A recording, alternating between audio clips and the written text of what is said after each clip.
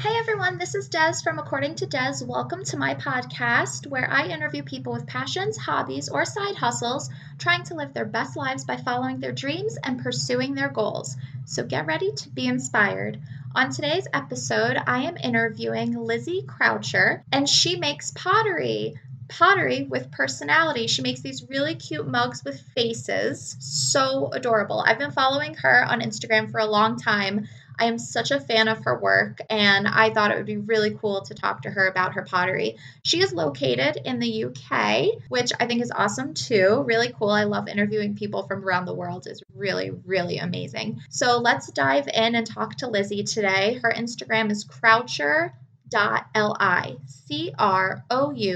croucher.li. And I'm going to post her website and her Etsy account in the show notes, and you can go check out her amazing pottery. And she also posts videos of her making her pottery on the wheel, which is really cool too. So definitely check her out, and here is the interview. So hi, Lizzie. Everyone, I'm here with Lizzie Croucher from the UK, and she makes pottery with personality. So thanks so much, Lizzie, for being here with me today. No problem. Thank you for having me. Yeah, so I wanted to talk to you because I just love your pottery and the idea of pottery with personality. So you make all these cool things with little faces on it. So they're so super cute. So I just wanted to ask you, how did you start getting into pottery? When did you start selling it? Like, did you know when you were younger that you wanted to be a potter? I didn't. I actually didn't really know that being a potter was kind of a career path until I was much older. I actually wanted to be a ballerina when I was younger. Oh, wow. Kind of pursued that kind of a path along the kind of path of dancing and ballet and contemporary dance until I was about 21. And then my life took another turn and here I am. Wow. So how did it take that turn? I trained for about 6 years in contemporary dance and ballet dance here in England, in London. And when I finished my training, I went to a few auditions and kind of realised that it just wasn't really the lifestyle for me. So I went into community dance. So I was more office-based and based in the community. I did that for about 3 or 4 years and then took a move into visual art, stepped kind of across the board from dance to visual arts. And it was actually kind of there that I was more introduced to the idea that being I guess pottery is a visual art, so being a visual artist was a step I wanted to take.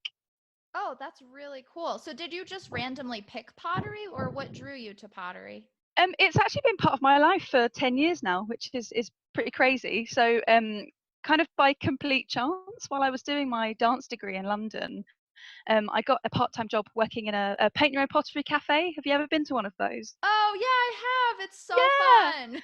Yeah, so I worked in one of those for about 4 years in London in Greenwich, because there's a big market in Greenwich, and it was just outside of there. And I started off by actually spending my free time decorating the kind of pre-made pots that you have, so the mugs and things like that. And I would just give them to friends and family as gifts.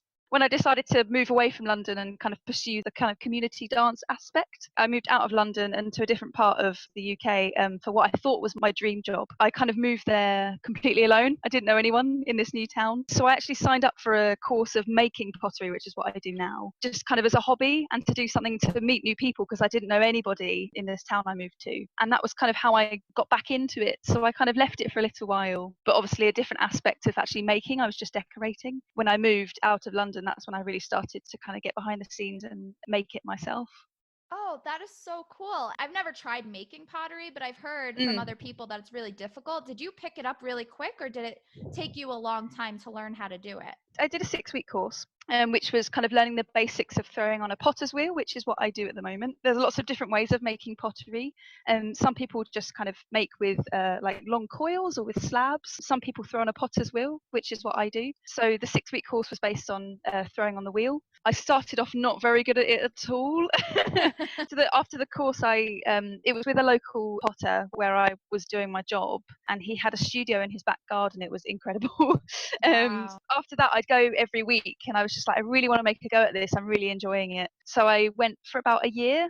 And then when I moved to Colchester in Essex, which is where I am now, I kind of lost that connection. So he was about 30 miles away from where I am now. After that, there was a new space that opened up where I live now, which is where my studio now is. I joined and they had some potter's wheels there, and it was almost like starting from scratch because I'd had quite a while kind of not practicing. So I kind of self-taught myself again, and that was back in 2017. I think I've been here about 3 years now. So Oh, wow. um, yeah, I think I finally got to the stage, obviously, where when I started to sell, I thought I can make a real go at this. So it did take me a long time, but I think because I had dipped in and out of it previously. But once I got into the space that I'm in now, I just went for it and I haven't looked back. Wow, and you make all different things. You make incense trays, you make tea bag dishes, you make incense burner cones, and you also make your pottery with personality, the mugs with the faces. Where did you get the ideas to make all these different things? So in terms of the faces, which I now seems to be the thing I solely do, which I never thought I would do that, it actually came about as a total fluke. So when the space that I work in now very first opened up, it was a very, very new space. It's a non-profit, so it's a charity. There wasn't as much equipment in the space as there is now. So they only had one potter's wheel, and that was often taken up. People were really keen to get going with it. So while I was waiting my turn, I would make things by hand. So I would roll out some slabs and make some pots in a really simple way. And I looked at a pot one day I made, and I just thought, I really want this to make me smile. So I made a pot that had a smile on it. Oh, Which I loved. And the manager of the space that I'm in now saw it and said, I want to buy that. How much is it? So I sold it to him. I made another one. Someone else saw it and wanted that one. And then that's kind of the moment I actually decided to open a small shop and sell them to people. So that was back in 2017. And I was doing pots with faces on and pots without faces on. And earlier on this year, I decided just to do stuff with faces on because they were my best sellers. People were loving them and they were what made me the happiest to make. oh, that's amazing. So you opened up a shop. It's on Etsy or is it like a physical store? It's on Etsy. Okay, great. And are you still at that same location now making the pottery? Yeah, so it's changed a little bit since I joined. The space I work at is a maker's space, and I think there are lots of initiatives like it, maybe across the world. I know definitely in the UK they're quite popular. They're kind of volunteer-led community spaces. We have lots of workshops, but we also have like a membership scheme. So lots of artists come together, so we pay a monthly fee, and then we can use the facilities. I started off being in the kind of communal space, so working in the big workshop. And then as I kind of built my business, I realized I was rapidly running out of space at home to keep my things. And I was taking up a lot of space in the communal areas. And an opportunity kind of landed on my lap in kind of divine timing in a way. The manager just said, do you want to do a little bit of administrative work for the space in exchange for a small private studio? We have 3 private studios in the space. And I just immediately I knew that I had to do it. I've gone from kind of working in the communal space to kind of helping the space grow, but also having my own small studio in the back, which is incredible.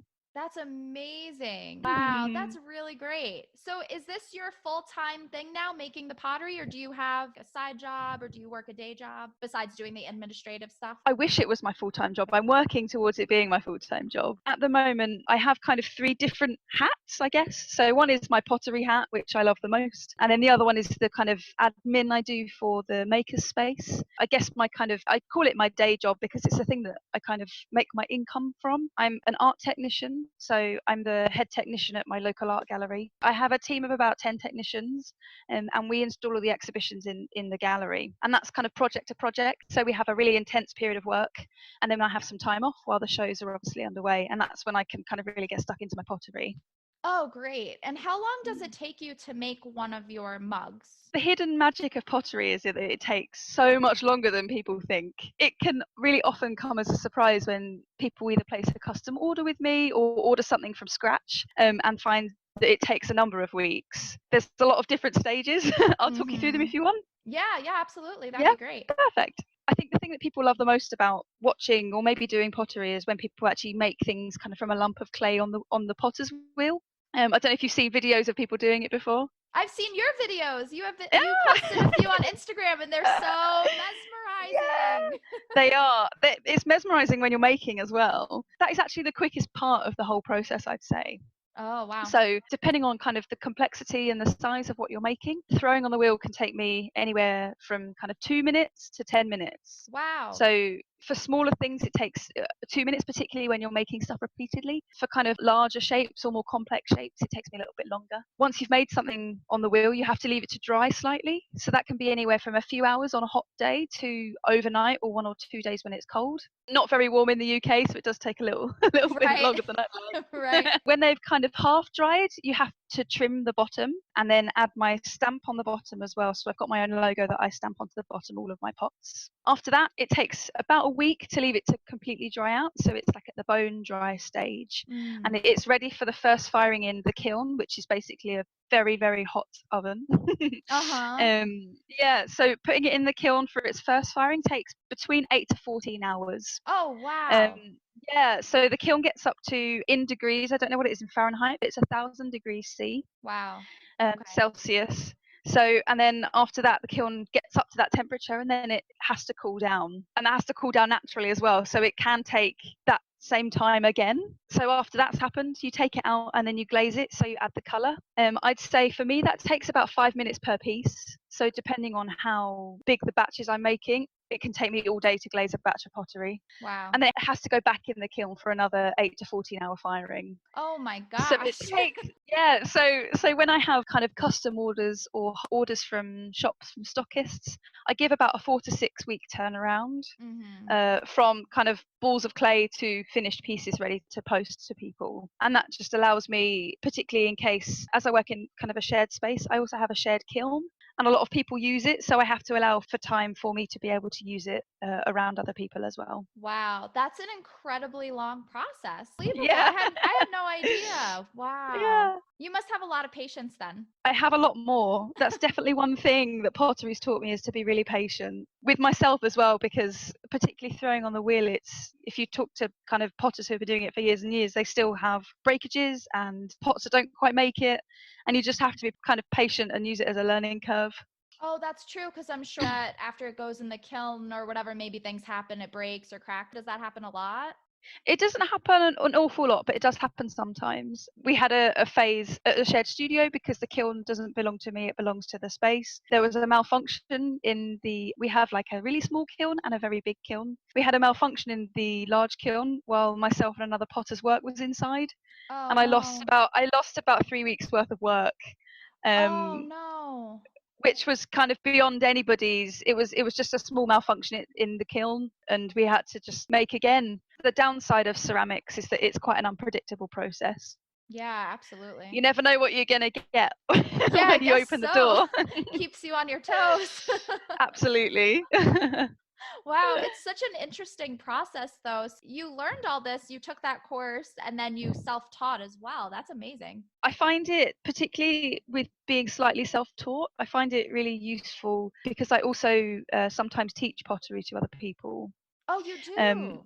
Yeah, I do. As I said, the space that I work in, they run public workshops. As well as having clay workshops, we also have textiles and screen printing. So we're like a multi-art space, which is amazing because we get to collaborate with other artists. And for a while, I taught pottery, so beginners pottery. And I found, from having taught myself elements of it, I found it much easier to kind of talk through the process. Whereas if you asked me to teach a dance class, I would be so nervous because I obviously hadn't taught myself, I was taught from someone else. So right. I'd feel like I had to replicate what they were doing. Whereas with pottery, because a lot of it has been self-taught, particularly kind of in the last couple of years, I find it really interesting to teach other people, and I love sharing what I've learned just from kind of trial and error as well. Yeah, I love that. That's so cool. And do you still teach those classes now? I don't at the moment. It is one of my goals in the future to be able to, and to be able to do that in my own space. Oh, that's amazing. How many classes have you taught, would you say? It must have been this time last year I taught my first pottery class. I felt like a complete imposter. Oh, Particularly because I was self-taught and I haven't had any kind of formal training. I'd love to have had formal kind of training in kind of an art school or with ceramics. So I must have taught my first class this time last year. And they were every week for a month. So I taught kind of quite an intense period. We went down to teaching every other week. I would kind of alternate with another potter. And then kind of around fall, autumn last year, we kind of cut down our classes to once a month just to make way for other workshops. So I'm not teaching at the moment. As I said, future plans, absolutely. I'd love to teach again. Oh, that's amazing. And how big were your classes that you were teaching? Anywhere from 1 person to 12 people. Wow. Which is great. Yeah. We had to put kind of a maximum people in the space because obviously, because we're kind of a young space, the amount of facilities and equipment we have is limited to about 12 to 15 people. So they were quite small classes, but it's quite nice to have a small class, particularly with something like pottery. Yeah, I'm sure it's a good one-on-one special attention you could give each person. Oh, very cool. So you're saying that you want to do this full time and you have a lot of future plans. So do you want to open up your own shop? I have never thought about opening up my own shop, but absolutely love to. I have a few future plans, some that kind of arrived to me prematurely, such as having my own studio. I really didn't think that would happen anytime soon. I thought maybe it would be maybe the end of this year, but it happened about 4 months ago now, which Oh, is crazy. wow. Another goal was to buy my own pottery wheel, and again that happened in December. Oh, Um, wow. I didn't have that in the forefront of my brain. Everything moved quite quickly from me kind of quitting my full-time job to where I am now. Future plans definitely is to kind of have my own small studio at my house. Me and my boyfriend are looking to move. Well, we were looking to move kind of imminently, but that's been put on hold for a little Right. bit just because of everything that's currently happening in the world. So maybe in the next 6 months we'd like to move, stay local, but to move to a house. And we're looking at spaces that have maybe an outbuilding or a garage that I can have my own little home studio in. That's Oh, definitely a goal of mine. Yeah. that is so exciting. So Yeah. exciting. Oh my gosh.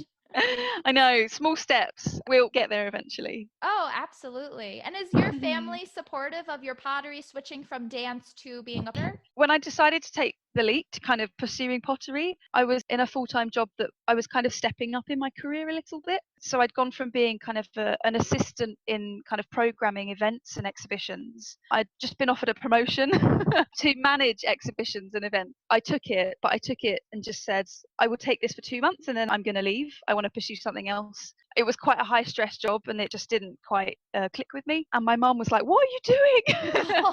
I felt like, particularly when I moved into kind of arts administration, I felt like that was kind of my goal, to kind of take steps up and to manage exhibitions and to maybe be the director of a gallery. I think as I got there, I realised this isn't gelling with me very much. So when I decided to quit that and to take a kind of a part-time job that was much less responsibility and twin it with my pottery, I think they were very skeptical. They were quite hesitant, particularly kind of, oh, you've spent 6 years working to get to this level. Why have you changed? Particularly because I had already changed from performing dance to being behind the scenes. It was another career switch that they were just not sure if they were going to get behind or not.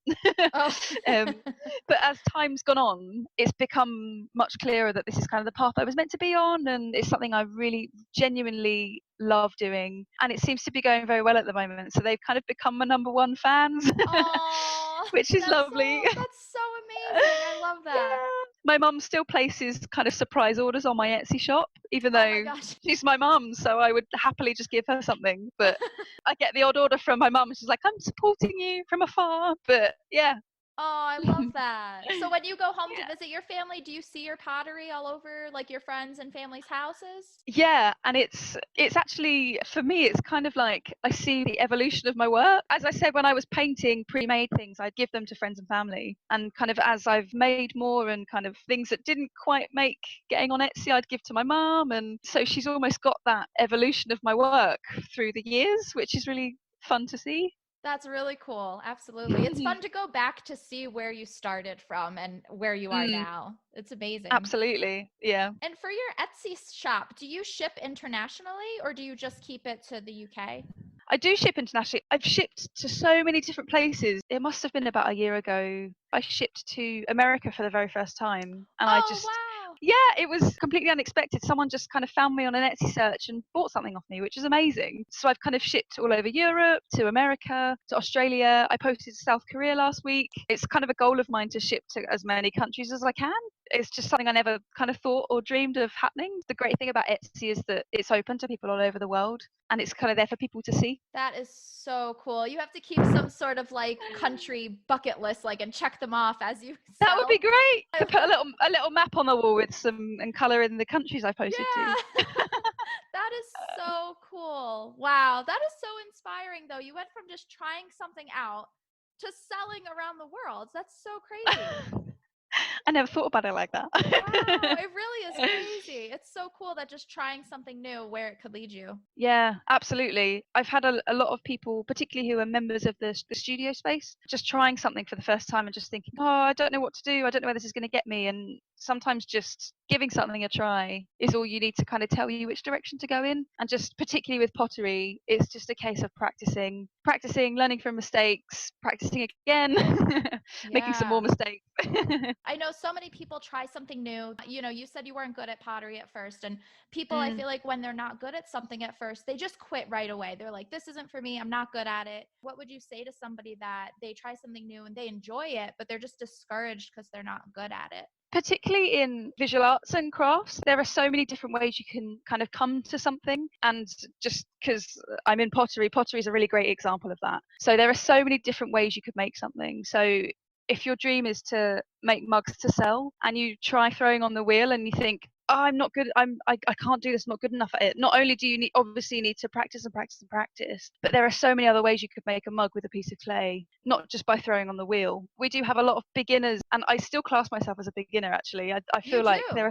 I do, there's just like, Instagram is one of those lovely things where you see all these amazing people do all these things. It still makes me feel like a beginner because there are people accomplishing so many things and been in this field for years and years and years. But we get people come through the door who kind of attend our beginners potter's wheel classes and come back to try it again after the weekend and just think, I'm not getting anywhere, I can't remember what I was taught. Sticking at it is kind of the primary thing to do. But if you're kind of feel like you're hitting a wall, I always recommend that people try something else with the clay. As I said earlier, kind of rolling out slabs and building, you can make mugs like that, you can make pinch pots. I guess it's about kind of being flexible around what your ideal of making something is. And if something's not working, try another approach and you might just find it like that. Wow. And I just have to say, your Instagram does not look beginner to me. It looks so super professional. Your Thank you. your stuff is beautiful. I mean, it's really amazing. That's so funny to hear that just looking at your Instagram and seeing how it looks and how beautiful everything is, that you yourself feel like you're a beginner. That's so funny to me. Thanks so much. All of the pictures that I take are on my Android phone. I have a camera that I take my product photos on, and I think it's only really recently that I've started to feel a little bit more professional in my photos. It's not something I'm very strong at. And I think that also, just to name drop, I think that's where a podcast I listen to, Don't Keep Your Day Job. Have you heard Oh, of it? yes. Yes. Yes. I Yeah, listened to it as that's well. Yeah. yeah, so I think that's where that podcast, particularly if people are trying to pursue something that they're not sure if it's the right thing for them, or if it's kind of a battle between their day job and their hobby or their passion, it's definitely a podcast to listen to as well. They have like a Facebook community. I was really hitting a wall with my photography and my Instagram, particularly my social media. And I just thought, I'm going to post something on that community group. And I just kind of put a few of my images up and just said, do you have any feedback for me? The response I had was not only super positive, but also really constructive. Being an artist is quite a lonely job sometimes, particularly if you're working on your own like I am. I'm kind of a one-woman business at the moment. I think having a support network, whether it's people you actually know in person or people kind of on an online forum, it's been so invaluably useful for me. And I literally just posted out my pictures, and the amount of amazing feedback I got on just simple steps I kind of grasped and took, and I've only really put them into practice in the last few weeks. It's great that you think that they look professional, and it's brilliant. They do. Oh, that's Yeah. so great. Yeah, I agree. It is helpful to have a supportive community like that Mm, to turn to. mm, Absolutely. So, do you dabble in any other sort of mediums, or do you have any ideas of, you have the incense trays mm. and the tea bag dishes and the mugs. Do you have anything else you want to try out or that you're interested in? So, in terms of other mediums I've dabbled in, I actually, about a year ago, I used to run illustration alongside my pottery. And I think that came from when I would illustrate onto pre-made ceramics. I kind of wanted to continue that. The work I'm making at the moment, in terms of kind of the decoration, is quite simplistic and minimal. A year ago, I wanted to keep up that kind of decoration, and it's quite line-based drawing. It was on my pottery. I took that onto just illustrations. So I would be designing logos and save the dates and wedding invitations. But it only really took off in my kind of circle of friends and family. I think because I was running those two alongside each other for a couple of months, and pottery just completely picked up and won out in the end. And I ended up having to drop illustration just to kind of streamline what I was really doing and make my messaging really clear. And my branding as well made it really clear. I'd love to keep doing illustration, something I do more as a hobby now. My pottery is kind of taken off career wise, and rather than it being my hobby, now illustration has become my hobby, if that makes sense. Yeah, gotcha. Sometimes that um happens. You have to put one thing forward and some things fall on the back burner. yeah, exactly. Yeah, I go through that as well with Mhm. different things, which is a little frustrating because I wish I could just do everything at the same time, but Yeah, it is and you hard. might be able to one day. It's a bit of a dance between kind of things taking priority and things kind of slipping a little bit, and then something else picks up. Mhm. And I think that's the lovely thing about being a freelancer or being self-employed, is you have the freedom to be able to choose what you focus on, and you have that freedom to drop things if they don't serve you and to pick things up if you love them. So I think that's something I definitely learned this year, that I can do that, and I need to have more power to do that. Yeah, absolutely. I agree. Mm. Well, that is just so cool. Well, Lizzie, it's been so great talking to you. Thank you so much for having me. This is the first podcast I've ever done. Another step along the path, which is Yeah, awesome. that's so exciting. Well, thank you so much. And I am sure I am not going to be your last, because your work is just so amazing. And I just see you going so far with it, really. Thank you so much. Well, I cannot wait to keep up with you. I'm going to keep following you on Instagram. I just can't wait to see where you go, and when you finally have your house with your studio. It's going to be amazing. I'll post it all on my Instagram, don't worry. Yeah, please do. Please do. And please post more videos of you on the wheel. I love them. I will. When I can get back to my studio, I think that's the first thing I'll be doing. I love those videos. They're just so relaxing. Well, thank you so much, Lizzie. This has been so amazing. Yes, thank you. It's been great. I loved that interview with Lizzie. She is so nice and so interesting and just so determined. And how cool is it that she just decided to try something new and it changed the whole course of her life? And this is her future and her passion. And she's now living out her dreams that she didn't even know she had in the beginning. So, so cool. I think it's so inspiring when people are living one reality. She was a dancer, and then they just try something new and find that that is their passion. Really, really cool. So it's kind of inspiring to always try new things. Lizzie is just such an inspiration. I could really just talk to her all day listening to her talk about her pottery. It's just so cool. So definitely check her out. Check her out on Instagram, croucher.li. And I'm going to post her Etsy and her website in the show notes below. Go check out her pottery. You're going to fall in love with them. I can't wait to keep up with Lizzie to see what she's doing in the future, because I just know she's going to go really far with her pottery. So cool. And I really want to order one of her pots now that I know she ships internationally. I'm so excited. So definitely check out Lizzie. Lizzie, thank you so much for talking to me today. It was so inspiring and just so cool to talk to you about your newfound passion. Really, really amazing. Don't forget to follow me on Instagram at AccordingtoDes. Share this podcast episode if you found it to be interesting or inspiring. Share it with other people, and subscribe to me on YouTube. Join my Facebook group, guys. I love my Facebook group. I have a few hundred members. It's so much fun. People post their hobbies and their passions. They post pictures, videos, inspirational quotes. I just love it. It's a lot of fun. So feel free to join that. It's facebook.com/groups/AccordingtoDes. And feel free to post whatever you want in there. Keep up with us and post what you're doing, because I love seeing it. It's awesome. All right, until next time.